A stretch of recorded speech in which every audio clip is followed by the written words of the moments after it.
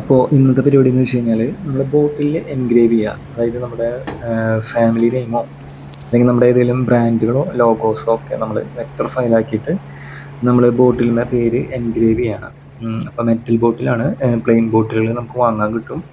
അപ്പോൾ അതുമ്പോൾ നമ്മൾ പേര് ലേസർ വെച്ചിട്ട് എൻഗ്രേവ് ചെയ്യണം. അപ്പോൾ അത്യാവശ്യം ചെറിയ രീതിക്ക് ഒരു ഡെപ്ത് ചെയ്തിട്ടാണ് ഈ സാധനം ചെയ്യുന്നത്. അതുകൊണ്ട് തന്നെ ബോട്ടിൽ എത്ര നമ്മൾ ആ പേര് മായ്ച്ചു കളഞ്ഞാലും ആ ബോട്ടിൽ നിന്ന് ആ പേര് പോവില്ല. കാരണം എൻഗ്രേവ് ചെയ്തതാണ്, പ്രിൻ്റ് ചെയ്തതല്ല. അതാണ് അതിൻ്റെ മാറ്റം.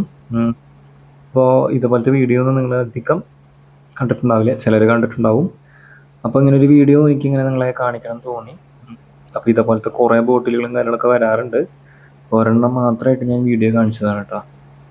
അപ്പോൾ ഇതിൻ്റെ സോഫ്റ്റ്വെയറും കാര്യങ്ങളൊക്കെ പലതും പല രീതിയിലാണ്. നമ്മളിതിലൊക്കെ സെറ്റ് ചെയ്തിട്ട് നമ്മളിങ്ങനെ വെച്ചിട്ട് നമ്മൾ ഈ സംഭവം ബോട്ടിൽ എൻഗ്രേവ് ചെയ്തെടുക്കുകയാണ് കേട്ടോ.